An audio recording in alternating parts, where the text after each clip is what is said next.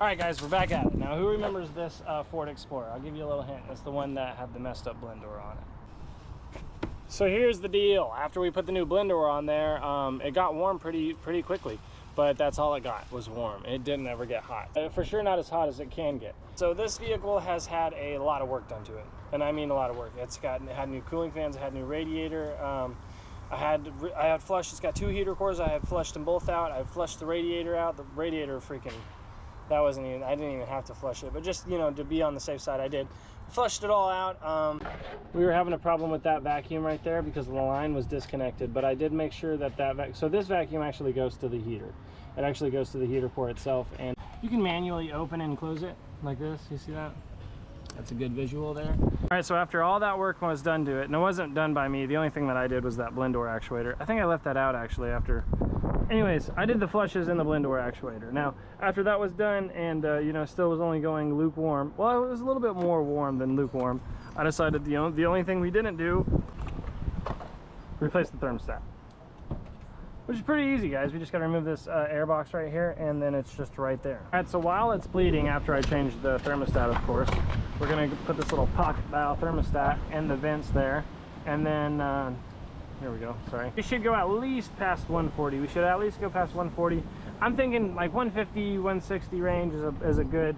It's been a while since I've done this, but in my mind, I'm thinking like 150, 160. I'll probably have to look that up just to double check. But anyways, let's get at the thermostat. All right, so here's the deal, guys. I am not going to take the hose off, nor am I, it's full of coolant, okay? We're gonna lose some coolant, but I don't mind this. Not too much. Not too much. Come on now. Hold it. We do have a catch pan underneath us. So here's our thermostat. Oh gosh. Oh, it actually might be stuck. So, well, anyways, let's put our new one in. Our bleed report's gonna go 12 o'clock. Shit, this one's too big, man.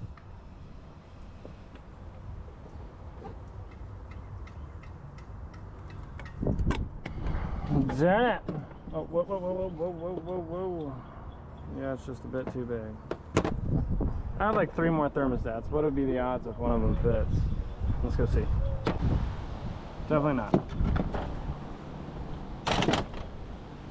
Well, dang, that's what I get for trying to be productive. I freaking ordered it instead of just going up to the parts store and buying one. Jeez Louise. Well, anyways, I'm gonna take a quick pause from this and run up to it. What's up, my people? All right, so with the new thermostat on there, let's go ahead and fire this puppy up, put in our gauge, and let it get to operating temperatures. All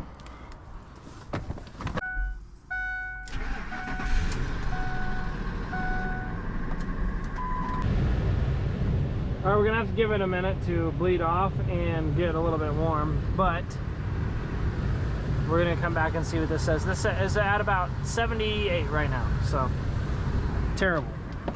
All right, guys, so let's go ahead and check the temperature. All right, the temperature going inside the heater core is 117.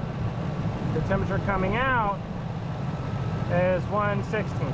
So that heater core, well, guys, we already did the flush to it anyways, because initially that's what I was gonna do was that heater core. But then I flushed it out first, and it flushed out, I wouldn't say easily, but smoothly, I guess you could say. All right, so there's the rear heater core right there. 119 going in, 119 coming out. So the rear heater core is excellent. Let's see this hose right here. All right. All right, this upper radiator hose is gonna be 120. Where's that bottom radiator hose? Get the temperature on that bad boy.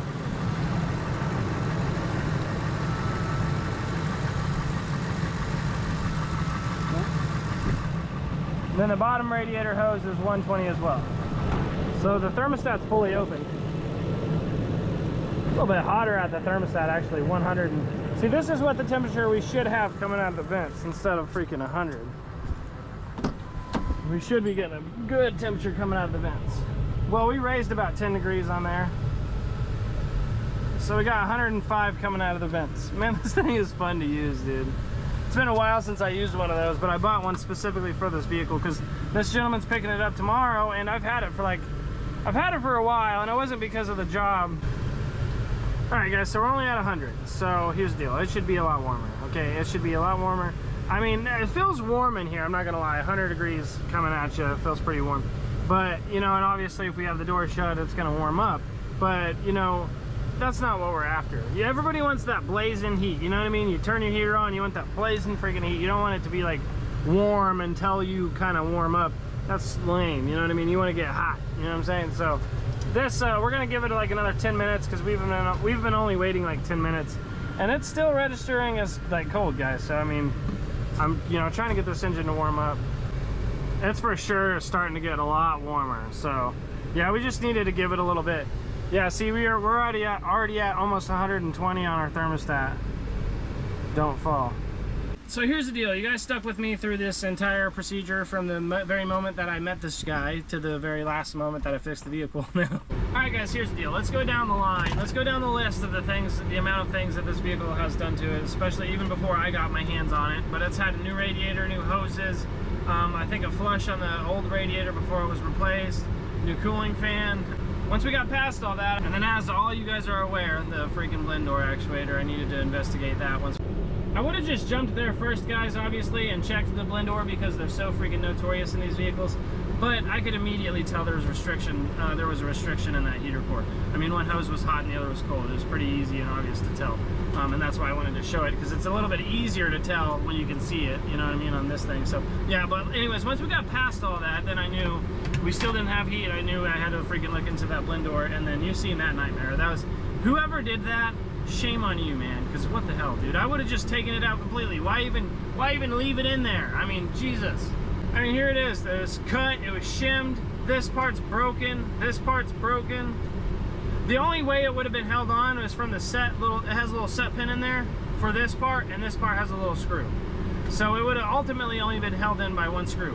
And this thing turns hard, dude. I mean, it'll for sure break plastic. But anyways, all right, guys, so after all of that was done, it didn't get as warm as I thought it should get. So I was like, you know what, I'm gonna go ahead and I'm gonna replace that thermostat anyways, even though it had been replaced. Looking at that blend door, I was like, I wonder if it got put in upside down or something.